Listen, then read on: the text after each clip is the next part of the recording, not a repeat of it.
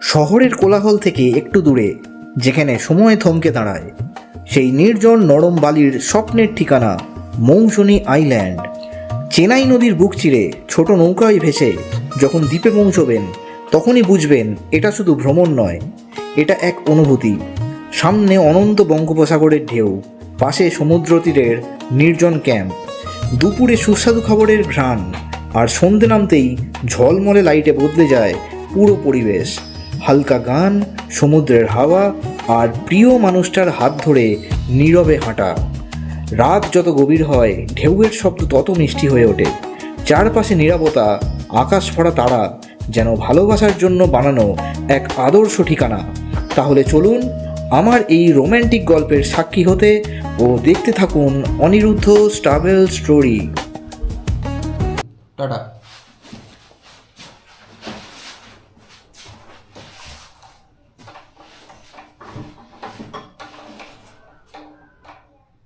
বেরিয়ে পড়লাম এখন। তো আমি একা আজকে যাচ্ছি না, আমার সাথে অবশ্যই একজন আছে। তাকে আপনারা হয়তো দেখেওছেন আমার টাকির ভিডিওতে। তো তার সাথে আমি অবশ্যই পরিচয় করিয়ে দেবো।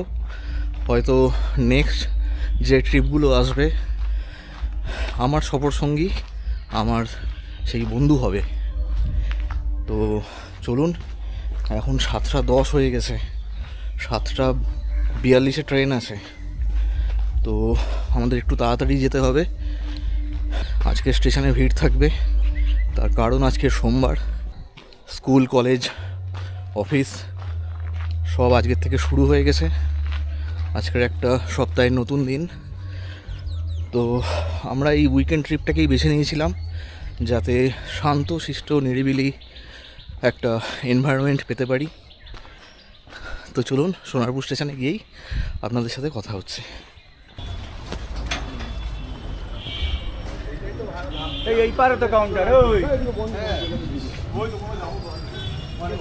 কি অমৃত ভারত প্রকল্পের কাজ হচ্ছে সোনারপুর স্টেশনে।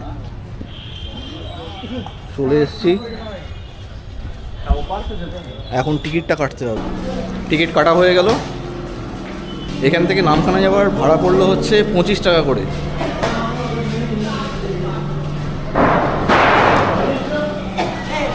আমরা এখন সোনারপুর স্টেশনের 1 নম্বর প্ল্যাটফর্মে আছি। আমাদের ওই পাড়ে যেতে হবে, মানে 2 নম্বর প্ল্যাটফর্মে যেতে হবে। ওখান থেকে আমরা ট্রেনটা পাবো।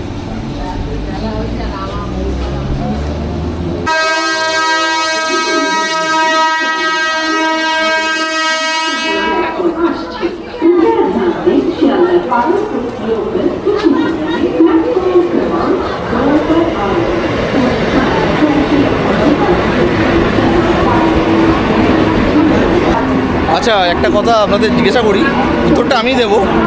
আচ্ছা, আপনারা কি জানেন সোনারপুর স্টেশনকে জংশন কেন বলা হচ্ছে? আমি বলে দিচ্ছি। এই যে 1 আর 2 নম্বর, ওদিকে 1 আর এদিকে 2 নম্বর প্ল্যাটফর্ম। এইদিকে হচ্ছে শিয়ালদা গেছে, এদিকে হচ্ছে বারুইপুর, নামখানা, ডায়মন্ড হারবার এদিকে যাচ্ছে।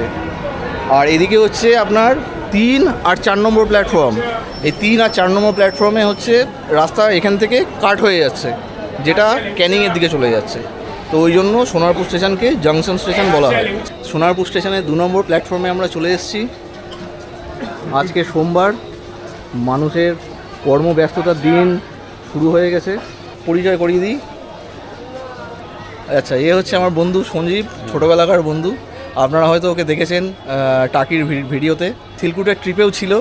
তো আজকের ও আমার সফর সঙ্গী। আমরা দুজনে একসাথে যাচ্ছি মৌসুনী আইল্যান্ড। ওখানে আজকের দিনটা থাকবো, কালকের আমরা আবার রিটার্ন করব। একটা দিনে যতটা পারি আপনাদের ঘুরে দেখানোর চেষ্টা করব। দেখ, এখন 7:30 বাজে, আর 10-11 মিনিট বাকি আছে, ট্রেন চলে আসবে। আজকের ভিডিওটা একটু লেন্দি হতে চলেছে। যারা মনে করবেন এতটা লং ভিডিও দেখবেন না, অবশ্যই স্কিপ করে করে দেখে নিতে পারেন। তবে আপনাদের কাছে আমি অনুরোধ করব ভিডিওটা পুরো দেখার জন্য, কারণ এই গল্পটা শুধুমাত্র আমার ও আপনাদের ভালোবাসার মানুষগুলোর জন্য।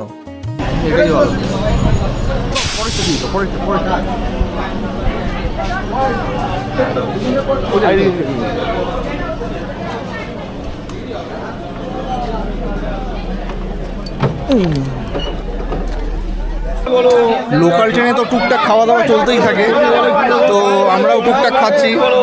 এবারে খাবার পরে যে এই যে প্লাস্টিকগুলো রয়েছে সেগুলো কিন্তু আমরা নিচে ফেলছি না, ট্রেনের নিচে ফেলছি না। আমার এই ব্যাগ রয়েছে, ব্যাগের মধ্যে আমি ঢুকে নিলাম। স্টেশন থেকে বেরিয়ে যেখানে আমি ডাস্টবিন পাবো সেখানে আমি ফেলে দেবো। আপনারাও কিন্তু সেটাই মেনটেন করবেন, সেটাই চেষ্টা করবেন। ট্রেনকে অযথা নোংরা করবেন না, পরিষ্কার পরিচ্ছন্ন রাখবেন, কারণ এটা আমাদের জাতীয় সম্পত্তি। আপনাদের বাড়িঘর তো যেরকম পরিষ্কার রাখেন সেই অর্থে এই জায়গাটাও মেনটেন করার চেষ্টা করবেন। সোনারপুর থেকে আমাদের 45 কিলোমিটার পথ চলা সম্পন্ন হলো। এখন আমরা লক্ষ্মীকান্তপুর স্টেশনে রয়েছি। এখানে ট্রেন 10 থেকে 15 মিনিটের মতো দাঁড়াবে, তারপরে আমরা নামখানার উদ্দেশ্যে রওনা হব।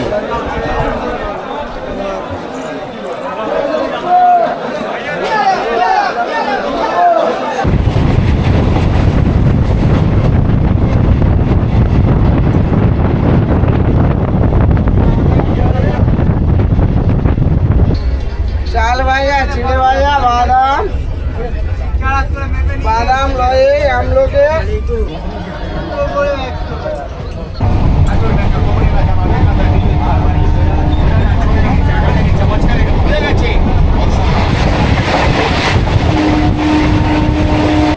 ট্রেন আগের থেকে অনেকটাই খালি হয়ে গেছে।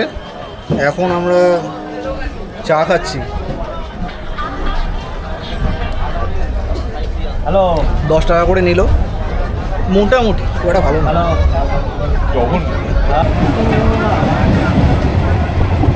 নামখানা পৌঁছতে আর 15-20 মিনিট সময় লাগবে।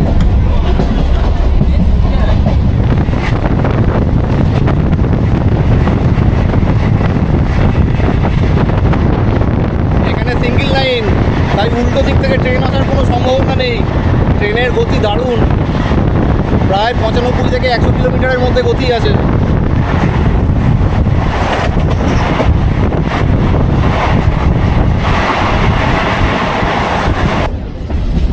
এই মুহূর্তে আমরা নামখানায় ঢুকছি।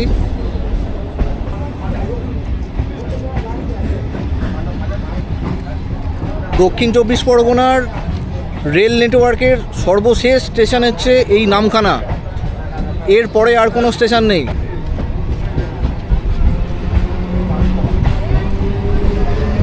ট্রেন একদম ঠিক টাইমেই এলো বলা যায়। স্টেশনের বাইরে চলে এলাম, এখন 10:25 বাজে।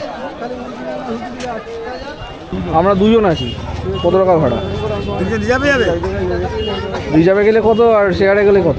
শেয়ারে গেলে 60 টাকা পারে, আর রিজার্ভে গেলে 300 টাকা লাগবে। আর কাকু নেবে। তো এই কাকু বলছেন শেয়ারে গেলে 60 টাকা করে পার হেড, আর রিজার্ভে গেলে 300 টাকা করে। তো আমরা একটুখানি এগিয়ে যাই, বাইরে দেখি কিছু পাওয়া যায় কি না।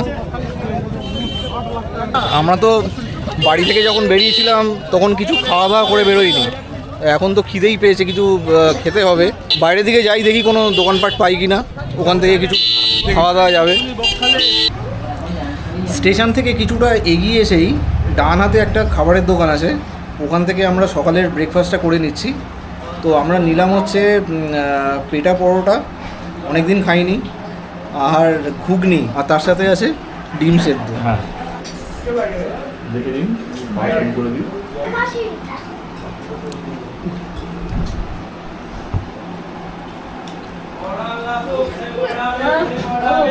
ডিম সেদ্ধটা আসেনি এখনো, আসছে তাই তো।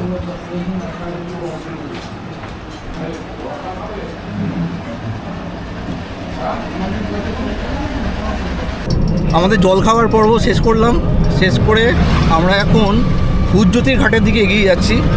ওইখান থেকে নৌকা করে আমাদের পেরোতে হবে, ওপারে যেতে হবে। যে খাবারের দোকানে আমরা ছিলাম, মানে খাওয়া দাওয়া করলাম, ওর সামনে থেকেই একজন কাকুর সাথে কথা হলো, তো ওনার সাথে দরদাম করে আমরা 200 টাকায় ভাড়া করে নিয়েছি। শেয়ারে যাচ্ছি না, তো এখান থেকে উনি 350 টাকা বলেছিলেন, তার জায়গায় আমরা 200 টাকায় পেয়ে গেছি।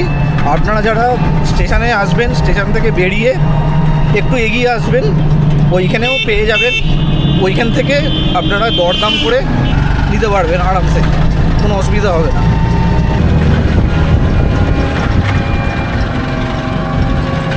এটা হচ্ছে হাতানিয়া দোয়ানিয়া নদীর সেতু।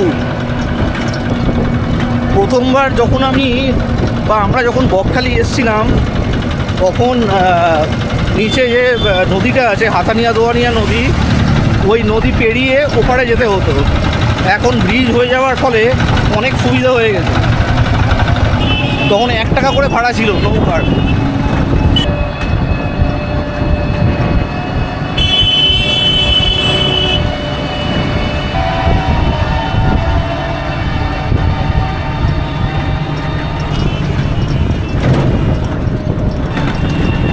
বর্তমানে এই নদী যারা পারাপার করেন এখন 4 টাকা করে ধার্য করা হয়েছে। 4 টাকা করে পারাপার করা যায়। আমরা 2015-তে যখন এসেছিলাম তখন 1 টাকা করে পারাপার করেছিলাম, তখন এই ব্রিজের কাজ শুরু হয়েছে।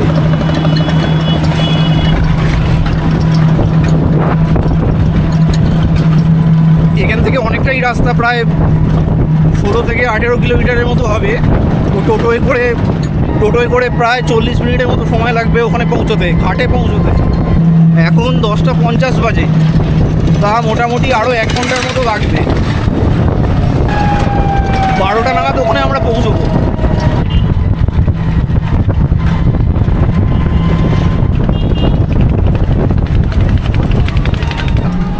আচ্ছা, আমরা এখন 7 মাইল বলে একটা জায়গা আছে, 7 মাইল মোড় বা বাজার, সেখান থেকে আমরা ডান দিকে প্রবেশ করলাম। তো এইরকমই পাড়ার রাস্তা, এখান দিয়েই আমরা চলে যাব ঘাটের পাশে। এখান থেকে হুজ্জুতির ঘাট ওই 3 কিলোমিটারের মতো রাস্তা হবে, যেতে মোটামুটি 10 মিনিট টাইম লাগবে।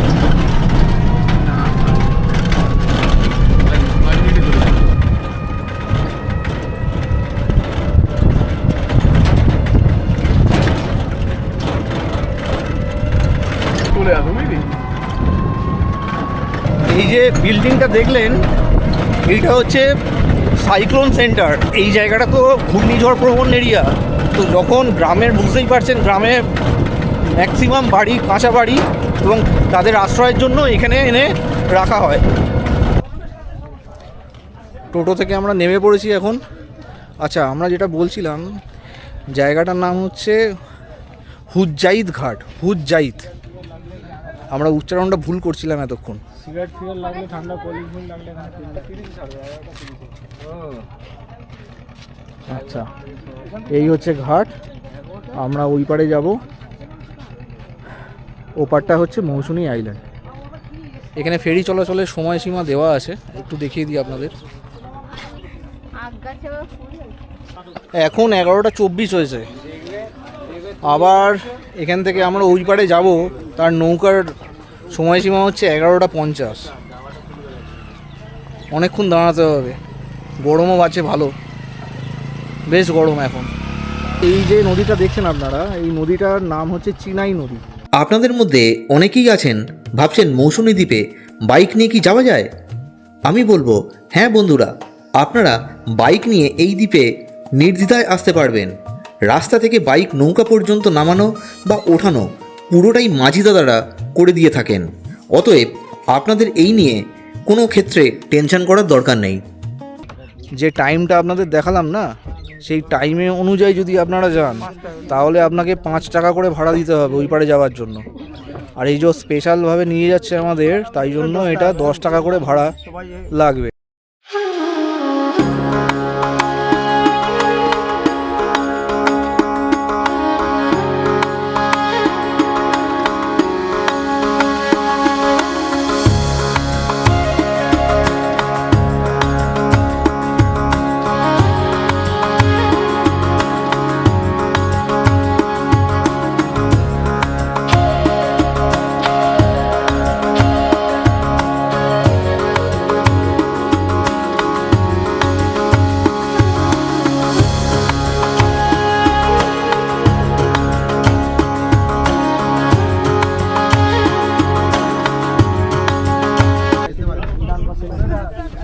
নৌকা থেকে আমরা নেমে পড়লাম।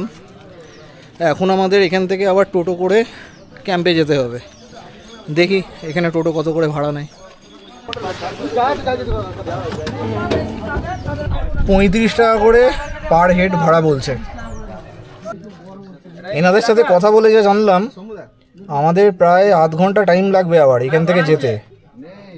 তো এখন বাজে 11:40। আমরা ট্রেনে উঠেছিলাম 7:42-এ। এখন মনে হচ্ছে ভোর 5:40-এর ট্রেনটা ধরলে ভালো হতো, মানে সোনারপুর থেকে। এবার শিয়ালদা থেকে কোন কোন ট্রেন নামখানা পর্যন্ত আসে সেই সমস্ত ডিটেলস আমি দিয়ে দেবো।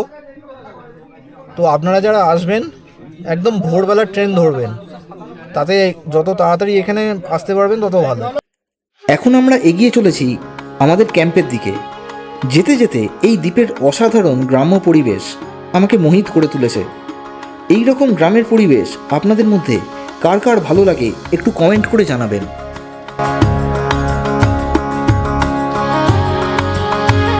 12:10 হয়েছে, আমরা এখন ক্যাম্পের সামনে চলে এলাম, সবে পৌঁছলাম। 35 টাকা করে ভাড়া, মানে আমরা শেয়ারে আসবোই বলেছিলাম, কিন্তু ওনারা দুজন এনেছিলেন, আমাদের দুজনেই এসেছিলাম।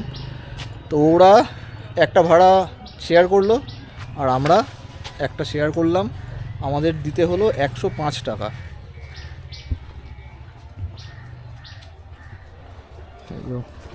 ঢোকার রাস্তাটা ঠিক এরকম।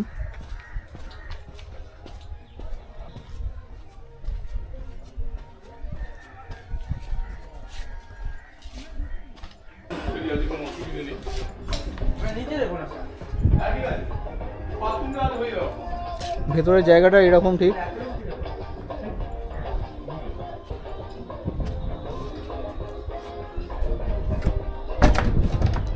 আগে ঘরে ঢুকে একটু ফ্রেশ হই, চোখে মুখে জল দিই, হাত পা ধুই, তারপরে জায়গাটা পুরো ঘুরে দেখাচ্ছি। এই পাশের রুমটা আমরা নিয়েছি, এই রুমটা আমাদের জন্য বরাদ্দ হয়েছে। এই হচ্ছে ঘর আমাদের। এখানে এরকম ফ্যান রয়েছে, ওয়াল ফ্যান।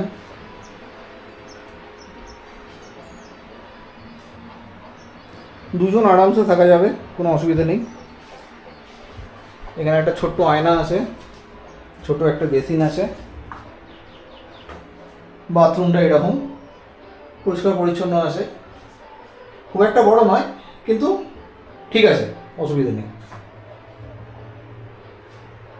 এই যে রুমটা দেখলেন, এই রুমটা হচ্ছে এখানে থাকা খাওয়া একদিনের জন্য পার হেড খরচ হচ্ছে 1300 টাকা করে। তো খাবারে কী কী থাকবে? ওয়েলকাম ড্রিঙ্ক, তার সাথে হচ্ছে লাঞ্চ থাকবে, বিকেলে ইভিনিং স্ন্যাক্স থাকবে, রাতে ডিনার থাকবে, আর পরের দিন থাকবে ব্রেকফাস্ট। এইটা হচ্ছে আপনাদের একদিনের এই 1300 টাকার মধ্যে প্যাকেজ আর কি বলতে পারেন। আমাদের এখন ওয়েলকাম ড্রিঙ্ক দিয়ে গেল, দেখুন ডাবের জল, একদম পারফেক্ট জিনিস, এর থেকে ভালো আর কিছু হতে পারে না।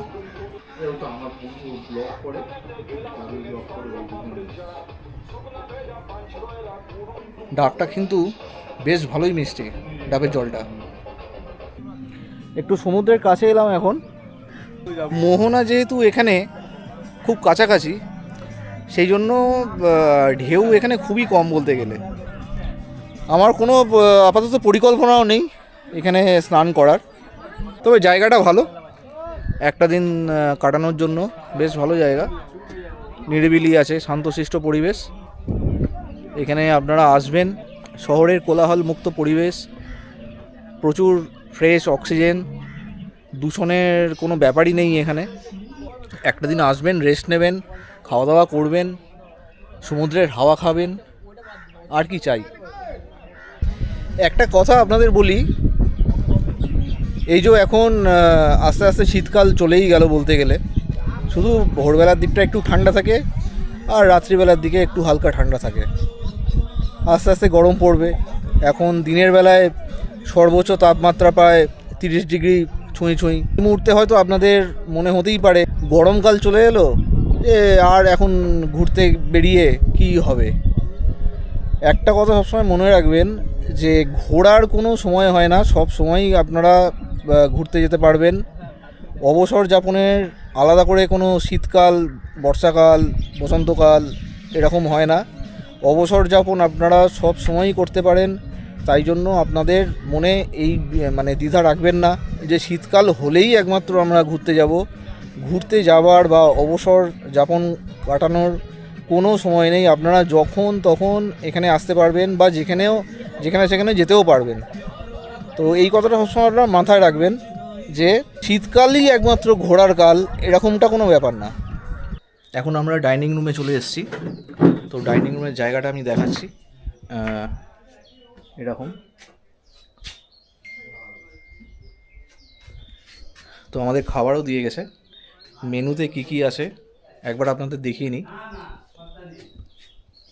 দেখুন, ভাত আছে, আলু ভাজা, বাঁধাকপির তরকারি, পাঁপড় ভাজা, ডাল, চিংড়ি মাছের মালাইকারি, কাতলা মাছের কালিয়া, চাটনি আর পাঁপড় আছে। তো আমাদের এখানে ভাত রাখা রয়েছে। আমাদের ভাতটা মনে হচ্ছিল একটু বেশি হয়েছে, তাই জন্য তুলে রেখেছি, যদি লাগে তখন নেব। আর একটা কথা আপনাদের জানিয়ে রাখি, যদি আপনারা এই যে খাবারটা, এটা আপনাদের যে প্যাকেজ আছে সেই প্যাকেজের মধ্যে ইনক্লুডিং। এইবারে আপনারা যদি খাবারটাকে কাস্টমাইজ করতে চান সেটা করতেই পারেন। বলেন যে আপনারা মাছের বদলে, কাতলা মাছের বদলে পমফ্রেট মাছ খাবেন, বা এখন দুপুরে মাছ দেওয়া হচ্ছে বা চিকেন বা মাটন খাবেন, সেটাও করতে পারেন। কিন্তু মাটন খেতে গেলে বা অন্য কোনো মাছ খেতে গেলে, সামুদ্রিক মাছ খেতে গেলে আপনাদের এক্সট্রা পে করতে হবে। যেটা আপনারা বুকিং করার সময় আমি বুকিংয়ের নাম্বার দিয়ে দেবো। যাকে আপনারা বুকিং করবেন, মানে যাকে ফোন করে আপনারা বুকিং করবেন, তাকে কিন্তু আলাদা করে বলে দিতে হবে, সেই মতো ওনারা অ্যারেঞ্জ করে রাখবেন।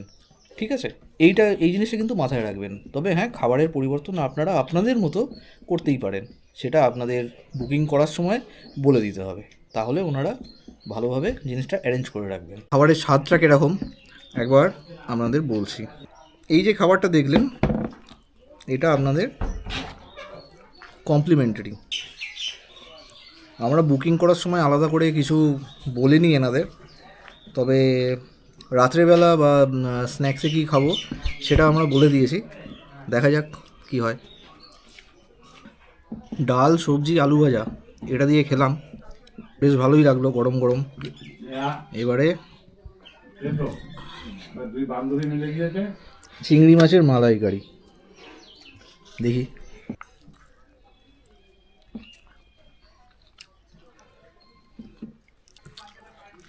ভালো। কাতলা মাছের কালিয়া, পিসটা দেখুন, স্ট্যান্ডার্ড পিস। মাছটাও ফ্রেশ আছে, মানে মাছটা তুলে ফ্রেশ।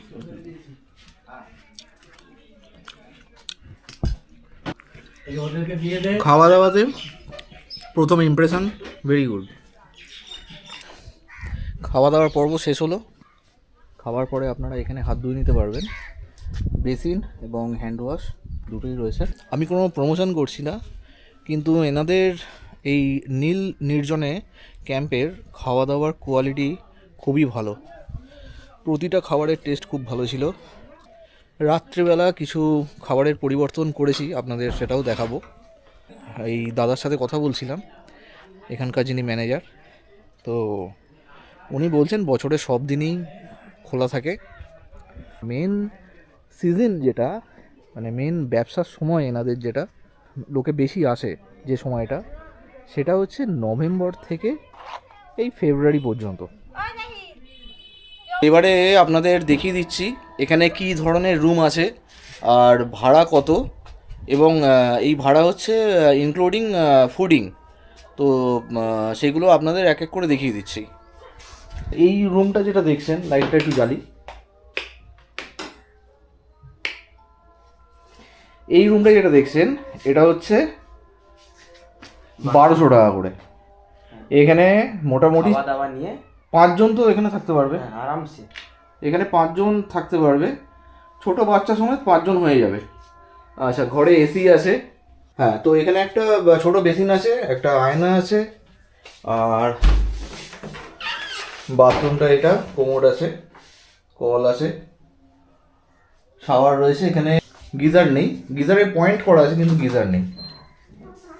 তো এটা খাওয়া দাওয়া মিলিয়ে পার ডে পার হেড হচ্ছে 1200 টাকা। তো 4 জন বড় প্লাস একটা বাচ্চা এখানে হয়ে যাবে। এখানে যে কটা রুম আছে একই। এবারে আমরা টেন্ট দেখাই। নিচের যে ঘরগুলো আছে সেগুলো সেম আমরা যেখানে রয়েছি সেগুলো 1300 টাকা করে per head per day including fooding. এটা তো আমি সকালেই দেখিয়ে দিয়েছি আপনাদের।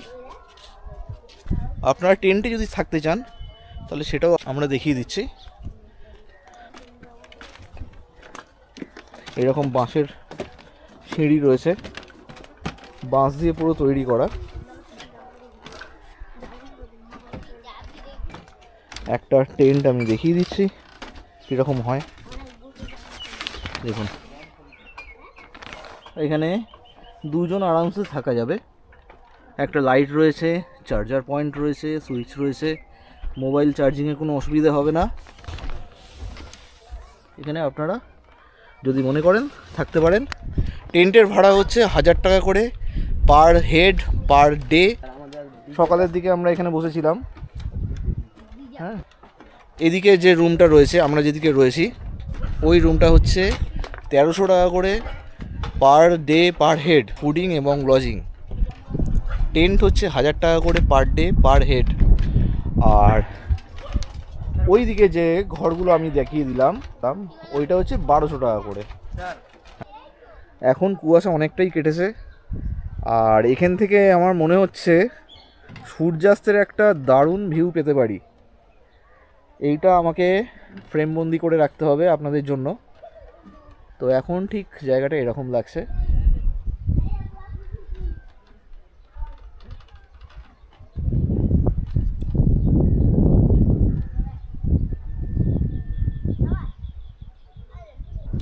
দেখুন এরকম সব বাঁশের পাটাতন করা রয়েছে। এখান থেকেই আপনাদের নামতে হবে এইভাবে।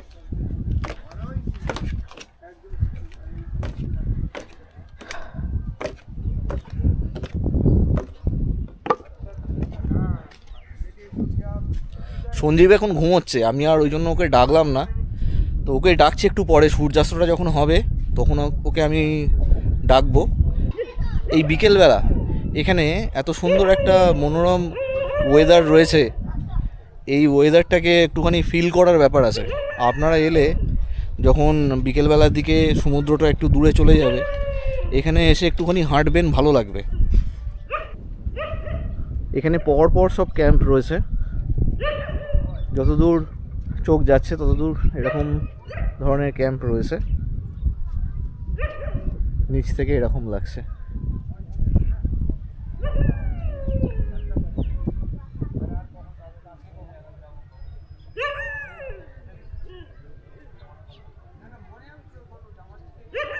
স্নান করার মতো উপযুক্ত জায়গা নয় এটা।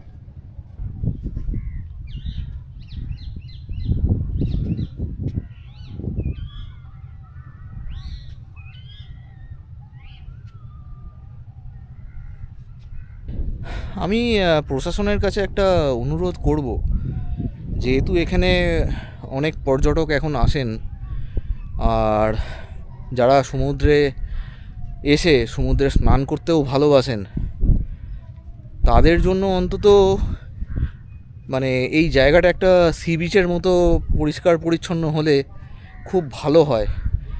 আপনারা প্রশাসনের দায়িত্বে যারা আছেন, আমার এই বার্তা যদি আপনাদের কাছে পৌঁছয়, আপনারা একটুখানি চেষ্টা করবেন এই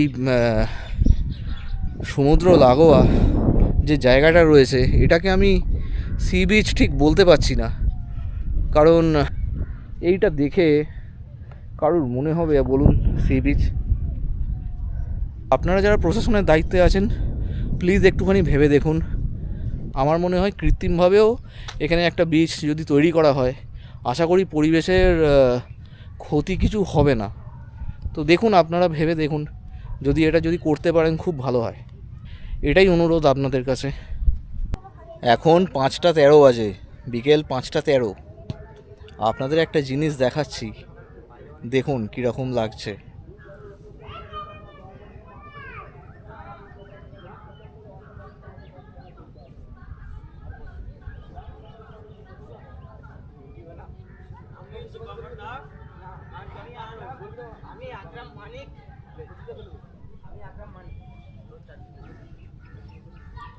একটা ভালো ক্যামেরা থাকলে বা ডিএসএলআর ক্যামেরা থাকলে দারুণ ছবি উঠতো।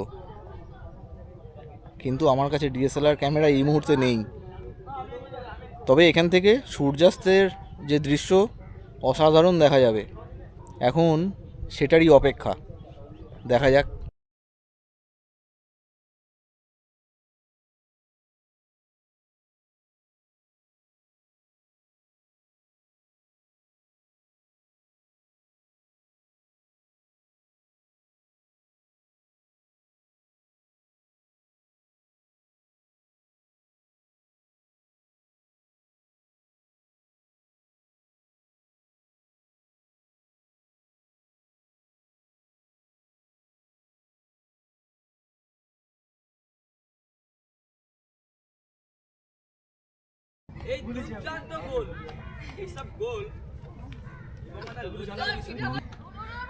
জীবন বড়ই অদ্ভুত। কিছুক্ষণ আগে যিনি ছিলেন এখন দেখুন তিনি আর নেই। তার মানেই বুঝতে পারছেন আমাদের জীবন বড়ই অদ্ভুত, এবং প্রকৃতিও কি, তাই তো? আরেকটা কথা বলে দিই, আগে যে এই টেন্টগুলো দেখিয়েছিলাম এখানে রয়েছে, আপনারা যারা ফ্যামিলি নিয়ে আসবেন বলে ঠিক করেছেন, এই টেন্টে আমার মনে হয় না ফ্যামিলি নিয়ে এসে থাকতে পারবেন। এমনি আপনারা এলেন, বন্ধুবান্ধবদের নিয়ে এলেন, থাকলেন, ঠিক আছে। কিন্তু যদি ফ্যামিলি নিয়ে আসেন বা বান্ধবীদের সঙ্গে করে নিয়ে আসেন, আপনারা রুমেই থাকবেন, যে রুমে আমরা রয়েছি ওখানেই থাকবেন। ওটা আপনাদের জন্য মনে হয় নিরাপদই হবে।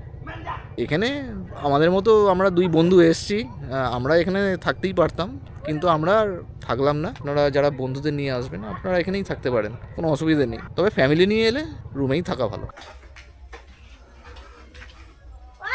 ক্যাম্পের ভেতরটা কীরকম লাগছে সেটা একবার আপনাদের দেখাই। এই দেখুন,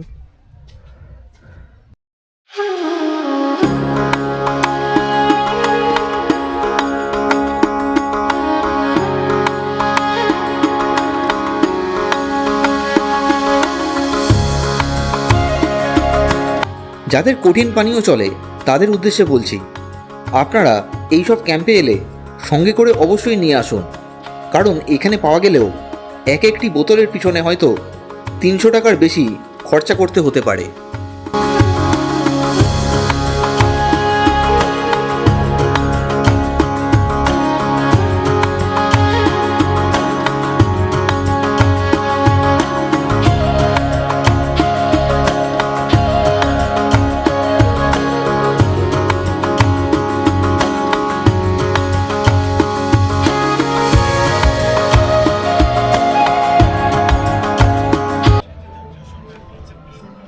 রাতের পরিবেশটা আস্তে আস্তে পাল্টে যাচ্ছে। এখন পরিবেশ পুরো পাল্টে গেছে বলতে গেলে। আমি দেখিয়ে দিলাম আপনাদের, সব জায়গায় পুরো লাইট জ্বালিয়ে দিয়েছে, খুব ভালো লাগছে। দূর দূরে যে ক্যাম্পগুলো রয়েছে ওখানেও লাইট জ্বালিয়ে দিয়েছে।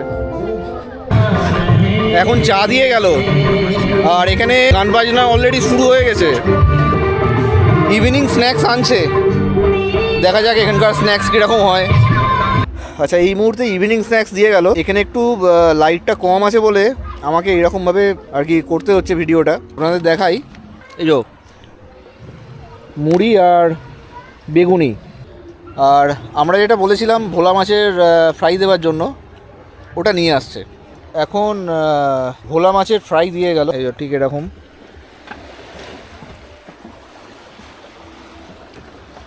তো আমরা দুটো নিয়েছি, দুটোর দাম পড়লো হচ্ছে 160 টাকা, মানে এক একটা হচ্ছে 80 টাকা করে। আমরা এখন দুজনে বসে রয়েছি, গল্প করছি, এইসব নিয়ে আর কি আলোচনা হচ্ছিল সঞ্জীবের সাথে। তবে আপনাদের এটা জানিয়ে রাখি, ও কিন্তু অলরেডি 4টি ইন্টারন্যাশনাল ট্রিপ করে ফেলেছে, মালয়েশিয়া, থাইল্যান্ড, সিঙ্গাপুর, ভিয়েতনাম। আর আমাদের দেশের কথা তো আমি ছেড়েই দিলাম। তো ওর কাছ থেকে আমি শুনবো, ও আমাদের মানে আমাদের দেশে বিভিন্ন জায়গায়ও ঘুরেছে এবং 4টি ইন্টারন্যাশনাল ট্রিপ করেছে। আমি ওর কাছ থেকে একটুখানি জানার চেষ্টা করব আমাদের দেশের মধ্যে কোন জায়গাটা ওর সবথেকে ভালো লেগেছে, আর বিদেশে কোন জায়গাটা ওর সবথেকে ভালো লেগেছে, ওখানকার পরিবেশ, রাস্তাঘাট, মানুষজন, এই সমস্তই আর কি কথা হচ্ছিল। তো আমি ভাবলাম যে আপনাদের সাথেও একটুখানি শেয়ার করি। আমি সঞ্জীবকে জিজ্ঞাসা করব যে তোর এই যে আমাদের ডোমেস্টিক ট্রাভেল আর ইন্টারন্যাশনাল ট্রাভেলের মধ্যে কোন জায়গাগুলো ভালো লেগেছে? ডোমেস্টিক ট্রাভেলের মধ্যে বলতে গেলে লাদাখ খুব ভালো জায়গা, কাশ্মীর খুব ভালো জায়গা, বা যদি এইদিকে আমরা একটু সাউথের দিকে দেখি তাহলে বিশাখাপত্তনম মানে আমাদের যেটা ভাইজ্যাক বলি আমরা, ভাইজ্যাক খুব ভালো জায়গা। আমি পন্ডিচেরি গেছি, পন্ডিচেরি খুব ভালো জায়গা। তো এগুলো ঘোরাই যায়। আমাদের ওয়েস্ট বেঙ্গল অবভিয়াসলি খুব ভালো জায়গা, ওয়েস্ট বেঙ্গলে প্রচুর ঘোরার জায়গা, ওয়েস্ট বেঙ্গল খুব ভালো জায়গা। তো আমাদের দেশে যে কটা জায়গার নাম বললি, র্যাঙ্কিং যদি আমি করতে বলি, প্রথম কোন জায়গাটার নাম আসবে? লাদাখ। তারপর লাদাখ যারা বাইক নিয়ে ঘুরতে ভালোবাসেন, আমিও বাইক নিয়ে ঘুরতে খুব ভালোবাসি। বাইক নিয়ে ঘোরার মতন ভালো জায়গা আর মানে হয় না বললেই চলে। লাদাখের মতন জায়গা খুব ভালো জায়গা বাইক নিয়ে, এবং খুব শান্তির জায়গা। এবং একটা কথা বলে রাখি যে আমরা সরকারকে এত দোষ দিয়ে দিই, যদি সরকার মনে করে যে কিছু করব, যে সরকার যদি মনে করে আমি যে এই জায়গাটা কোনো উন্নতি ঘটাবো, তার একটা প্রকৃষ্ট উদাহরণ কিন্তু লাদাখে যদি কোনো মানুষ যায় তাহলে ভারত সরকার কি করতে পারে একটা রাজ্যের জন্য বা একটা ইউনিয়ন টেরিটরির জন্য, তাহলে লাদাখ গেলে মানুষ বুঝতে পারবে যে হ্যাঁ কি লেভেলের উন্নতি ঘটানো সম্ভব, বা ভারতের উন্নতি মানে ভারতের উন্নত ভারত মানে কি, সেটা লাদাখে গেলে বোঝা যায়। আচ্ছা, আমি তোর কাছে শুনছিলাম পন্ডিচেরি জায়গাটা সম্বন্ধে। পন্ডিচেরি খুব মানে ভালো জায়গা। পন্ডিচেরি খুব উন্নত জায়গা, পন্ডিচেরি খুব ভালো জায়গা এবং খুব পরিষ্কার, লোকজন খুব ভালো। ওখানকার যে মানে ফ্রেঞ্চ টাইপ মানে ওখানকার যে ওয়েস্টার্ন কালচারের যেরকম ওয়েস্টার্ন কালচার এবং ওদের ওয়েস্টার্ন যে ফুড পাওয়া যায় সেটা খুব ভালো। তো পন্ডিচেরি সকলের খুব ভালো লাগবে। আমারও প্রথমে একটা মাইন্ড ব্লকেজ ছিল যে পন্ডিচেরি মানে সাউথের জায়গা, সেখানকার খাবার দাবার কেমন হবে। আমি একটা বাঙালি ছেলে, আমি আমার মানে ওয়াইফকে নিয়ে যাব, ছেলেকে নিয়ে যাব, তাদের যদি কোনো প্রবলেম হয়, তো পন্ডিচেরি আমার খুব ভালো লাগে। ঋষি অরবিন্দের যে আশ্রম ওখানে আছে, ওইটা তো তোরা গেছিলি, ওইটা কিরকম লেগেছে? ওটা একটা এই টাইপের, এবং আমি ভেতরে ঢুকেছি, একদম পিন্ড অফ সাইলেন্স, কেউ কথা বলে না ভেতরে, এবং মানে এতটাই যে মানে নিস্তব্ধতা সেটা যদি চুলে মানুষ হাত দেয়, চুলে হাত দিলে খসখস করে আওয়াজ ঘরের মধ্যে শুনতে পাওয়া যায়।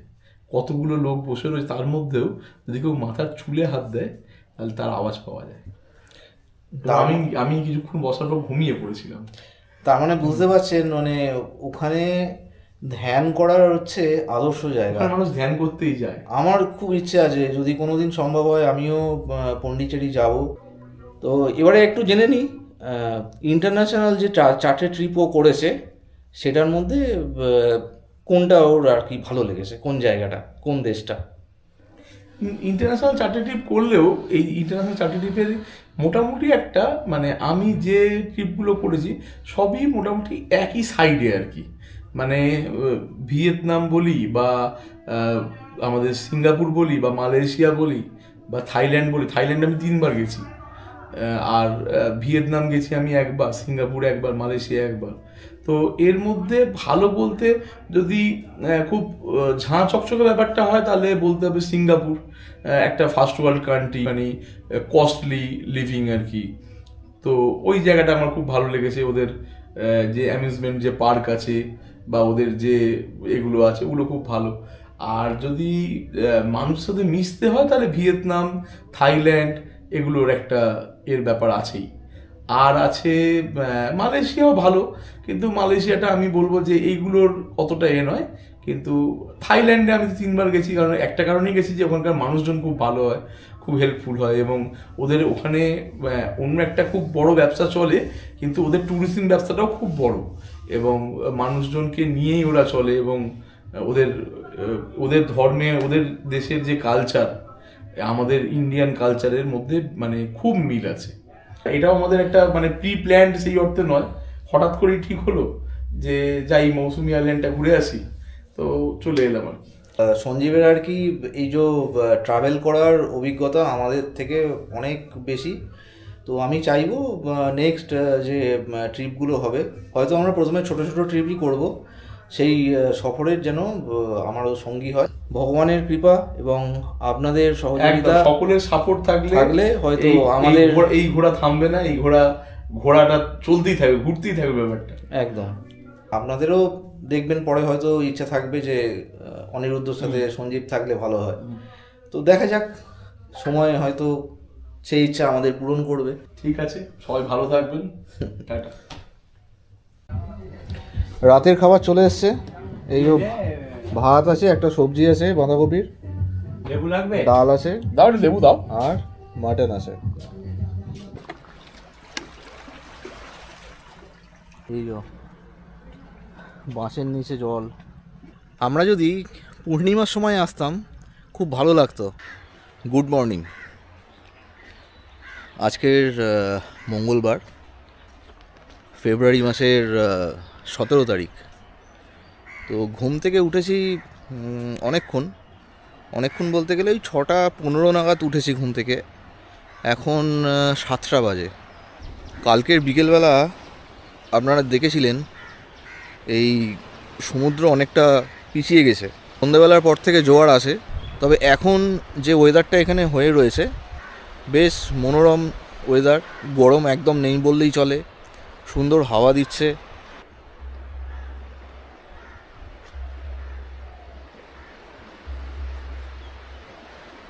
যেহেতু আমরা উইকডেজে এসেছি, সেই জন্য ক্যাম্পে এখন লোকজন কম রয়েছে।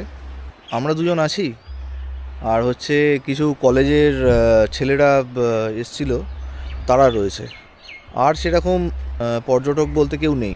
আর একটা কথাও যেটা আমি কালকের কথা বলে জানলাম, তো এটা দ্বীপ অঞ্চল, ঠিক আছে? দ্বীপের আয়তনটা বেশ বড়। এইবারে ধরুন যদি কারুর কিছু এমার্জেন্সি হয় তখন কি হবে? এমার্জেন্সি মানে রাত্রিবেলা কারুর শরীর খারাপ হলো, তাকে ইমিডিয়েট হয়তো হসপিটালে নিয়ে যেতে হবে। তো তখন কি কোনো সংস্থান আছে? এবারে নদী পার করতে হবে, চিনাই নদী, যেটা নদী পার করতে হবে, পার করে রাত্রিবেলা নিয়ে যেতে হবে। সেক্ষেত্রে কি নিয়ে যাওয়া সম্ভব কাউকে? তো আমি এই ইনফরমেশানটাও জোগাড় করলাম যে এনাদের যেহেতু এখানে যে ক্যাম্পগুলো রয়েছে সব ক্যাম্পের কাছেই ওখানে যারা ফেরি সার্ভিস করেন তাদের নাম্বার এনাদের কাছে আসে। যদি কারোর কোনো এমার্জেন্সি দরকার লাগে ওনারা ফেরিতে ফোন করবেন, ফোন করে ডাকবেন, তারা নৌকা নিয়ে পার করিয়ে দেবে।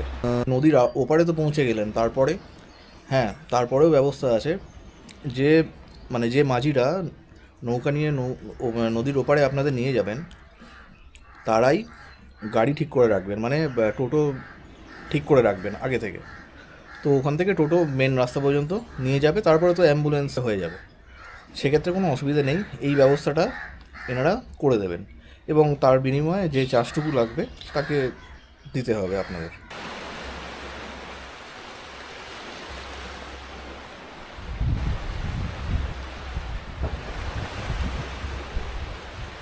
এখন দূরের দিকটা কুয়াশায় ঢাকা রয়েছে, সেরকম কিছু দেখা যাচ্ছে না। আমার এই দিকটায় আমি যেখানে দাঁড়িয়ে আছি তার বাঁ দিক করে যে জায়গাটা ছিল দ্বীপ দেখতে পাচ্ছিলাম, তো ওই দ্বীপটা হচ্ছে জম্মুদ্বীপ। ঠিক এই দিক বরাবর হচ্ছে জম্মুদ্বীপ।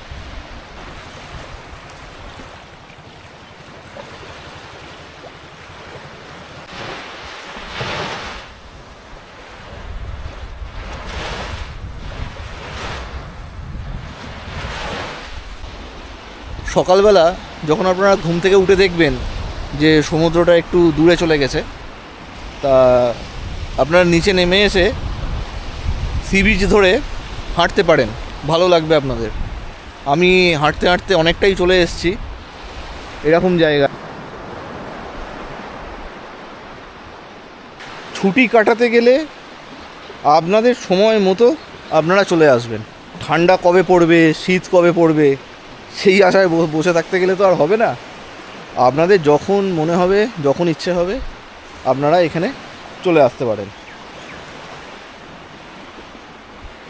এখানে কেন, বিভিন্ন জায়গায় চলে যেতে পারেন, এখানেই আসতে হবে আমি বলছি না, কিন্তু আপনারা অবসর যাপনের জন্য মনে করবেন যে এই টেনশান, স্ট্রেস, এগুলো তো আমাদের একটা এখন ব্যাধির মতো হয়ে গেছে। তো এইগুলো কাটাবার জন্য আপনারা যখন তখন এখানে চলে আসতে পারেন, কোনো অসুবিধা নেই।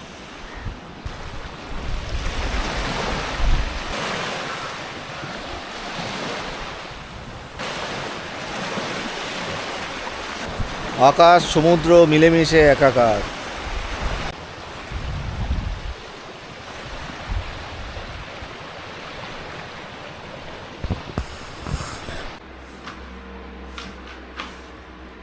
এখানে এরকম রুম রয়েছে, একটা ফ্যান আছে, এখানে চার্জিং পয়েন্ট আছে, একটা ছোটো টেবিল আছে, এখানে সুইচ বোর্ড আছে,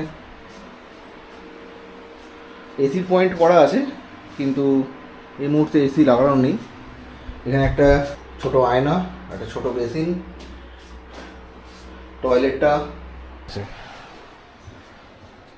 একটা টেন্ট, দুটো আর তিনটে। তো একবার খুলে, ও আচ্ছা, টেন্ট এখানে বাঁধা রয়েছে। তো এই টেন্টগুলো, এখানে যে টেন্টগুলো রয়েছে, এখানে 4 জন আরামসে থাকতে পারবে। বিশেষ করে এই টেন্টটা, মাঝখানের টেন্টটায় 4 জন আরামসে থাকতে পারবে, অসুবিধা হবে না। ওপরের যে ব্যালকনি রয়েছে, ব্যালকনি থেকে ক্যাম্পের এই যে জায়গাটা এরকম লাগে।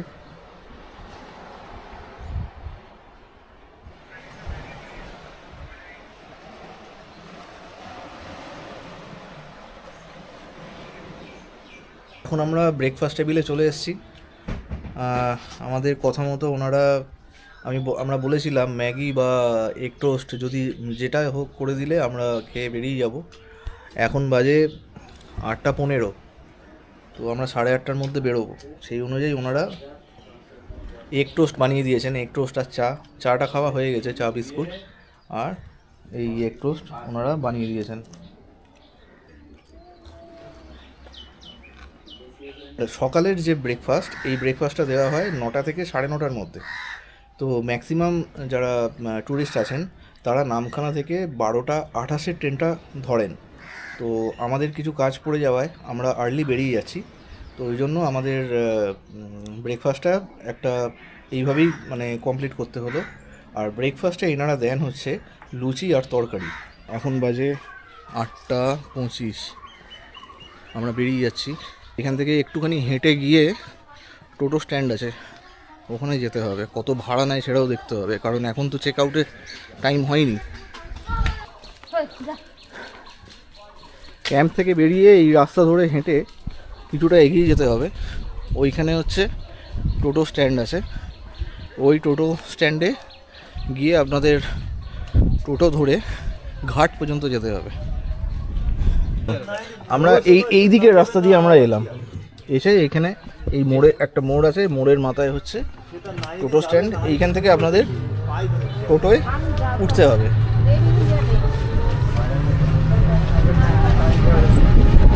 এখান থেকে ঘাটে যাওয়ার জন্য ভাড়া হচ্ছে 35 টাকা করে, একজনের ভাড়া 35 টাকা করে।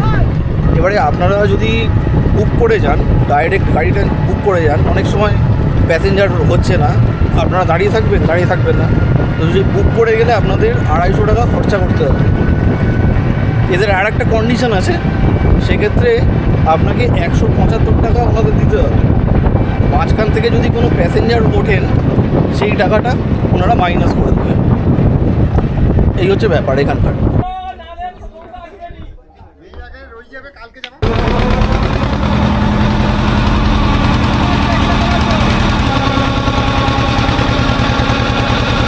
আমরা নদী পেরিয়ে চলে এলাম টোটো স্ট্যান্ডে। এই যে এখানে এরকম টোটো দাঁড়িয়ে আছে, দেখতে পাচ্ছেন। এটা হচ্ছে এখানকার টোটো স্ট্যান্ড। এগুলো এখান থেকে ডাইরেক্ট নামখানা স্টেশন পর্যন্ত যাবে। তো সেক্ষেত্রে আপনাদের পার হেড টোটো ভাড়া 60 টাকা করে পড়বে। প্যাসেঞ্জার যদি না হয়, আপনারা যদি টোটো বুক করে যান, আপনারা 2 জন গেলে বা 3 জন গেলেও আপনাদের ভাড়া হিসেবে 300 টাকাই দিতে হবে। এটাই হচ্ছে এখানকার নিয়ম। আপনারা তো দেখেছেন, আমি আর সঞ্জীব গেছিলাম একদিনের জন্যে। এই ভ্রমণ এমনই একটা জিনিস যেটা কিন্তু বয়সের কোনো বাঁধ মানে না। আজকের আমার সাথে ফেরার সময় এমন তিনজন মানুষের সাথে দেখা হয়েছে, তাদের কথা আমি বিশেষভাবে বলবো যে এরাও তিনজন বন্ধু মিলে এখানে ঘুরতে এসেছে। আমি একবার বলছি, এই আমার পাশে যে কাকু বসে রয়েছেন, আমার বয়স হচ্ছে এখন 68। আমার 76। বাবা, সামনে যে কাকু বসে আছেন ওনার বয়স হচ্ছে 62। তাহলে বুঝতেই পারছেন যারা আমার ভিডিও যারা বয়স্ক মানুষরা দেখবেন তাদের কিন্তু কোনো অসুবিধে হবে না এখানে। আমার পাশে যে কাকু বসে আছেন ওনার পায়ের সমস্যা রয়েছে, উনিও কিন্তু এখানে এসেছিলেন, কোনো অসুবিধা হয়নি। হ্যাঁ, একটুখানি ধরে ওনাকে হেল্প করে দিতে হয়েছে এই পর্যন্ত। তো আপনারাও মনে করলে এখানে চলে আসবেন। আর যারা কলকাতা থেকে আসবেন, ট্রেনে যদি না আসেন, আপনারা গাড়ি নিয়ে আসতে পারেন। দেখুন এখানে এই যে পার্কিং এরিয়াটা এখানে রয়েছে, এখানে গাড়ি পার্কিং করে আপনারা চলে যেতে পারবেন ওখানে। যার একটা ইনফরমেশান আমি দিয়ে দিচ্ছি আপনারা যারা কলকাতা থেকে বা কলকাতা সন্নিহিত আশেপাশের জায়গা থেকে এখানে আসবেন কিন্তু ভাবছেন যে গাড়ি নিয়ে আসবেন, অবশ্যই আসতে পারেন। যে জায়গাটা দেখালাম এটা হচ্ছে এখানে গাড়ি রাখার জায়গা, মানে পার্কিং চার্জ হচ্ছে 100 টাকা করে পার গাড়ি। আর ড্রাইভারের এখানে থাকা খাওয়ার ব্যবস্থা আছে, পার ডে হচ্ছে 500 টাকা করে। তো সেক্ষেত্রে কোনো অসুবিধা আপনাদের হবে না। আর হ্যাঁ, যেটা বলছিলাম, বয়স হচ্ছে কোনো ফ্যাক্টর না, যে কোনো বয়সের মানুষ আসতেই পারেন। আর এখন ভাবছেন হয়তো বড়রা, মানে বয়োজ্যেষ্ঠরা, আপনারা যারা আমার ভিডিও দেখবেন বা দেখছেন, আপনারা ভাবছেন হয়তো আমাদের এত বয়স হয়ে গেছে, আমাদের আর মানে কোথাও যেতে আমরা পারবো না বা যাবার সেই ক্ষমতা নেই। ওরকম কিন্তু ব্যাপারটা না। আমার পাশে যে মানুষগুলো রয়েছে তাদের দেখে আপনারা অবশ্যই ইন্সপায়ার হতে পারবেন। তো এই সমস্ত কথা মনের মধ্যে থেকে ছেড়ে ফেলে শুধু একটা দিন ঠিক করুন, আর আপনারাও বন্ধুরা মিলে বেরিয়ে পড়ুন এনাদের মতো, দেখবেন কতটা ভালো লাগবে। এই কাকুদের সাথে আলাপ হলো, আমাকে আখের রস খাওয়ালেন ওনারা।